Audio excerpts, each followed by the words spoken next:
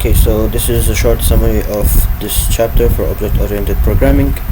The main concepts discussed for OOP here are the abstract data types, inheritance, and polymorphisms. There are three main features of object-oriented programming languages in general. The key terminologies discussed are ADTs, classes, and instances, and objects. So also subprograms are another word for methods here, and calls are the same as messages. Terminal like analogous to messages. The major design considerations for object-oriented programming include exclusivity of objects. So some of the languages, everything is an object, like Smalltalk or Ruby, and some other languages are a bit of a hybrid, such as Java and C++, where you have objects and primitives mixed together. Object allocation is either done on the stack, which is efficient and has automatic deallocation, or is done on the heap, which is flexible but it requires a garbage collection. Some of the languages do that automatically, some of the languages it needs to be done manually. Inheritance can be single inheritance or multiple inheritance, like Python for example, and there's a trade-off between the two of them and how you would want to do that.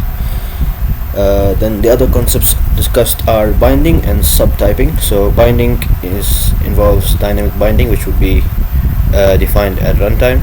This is essential for polymorphism, and this is the default in Smalltalk and Java, for example, but you have to do it explicitly in C++, for example. The subclasses and subtypes is another discussion in the slides. So subclasses inherits implementation of the parent class, and subtypes preserves is a relationship from the original type. So if the subclass hides a parent method, it is not a subtype, essentially. Then we have the implementation constraints. So there's, for example, class instance records, which are static structure storing the instance variables, and we have virtual method tables, which is used for dynamic binding, and it stores pointers to the methods, and the calls are offsets into the table. This is slower than static, but it allows for things like dynamic binding. And lastly, there's some language comparisons done throughout the slides. So Smalltalk, for example, is pure object-oriented programming. It has dynamic typing, but it's slow. C++ is a hybrid. It has multiple inheritance, and it requires manual binding control.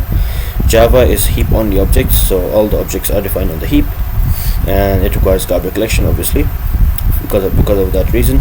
The interfaces replace multiple inheritance. So there's no multiple inheritance, but we have something called interfaces. Then we have C#, which is similar to Java, but it adds a struct, and it's similar to C++ in style and syntax.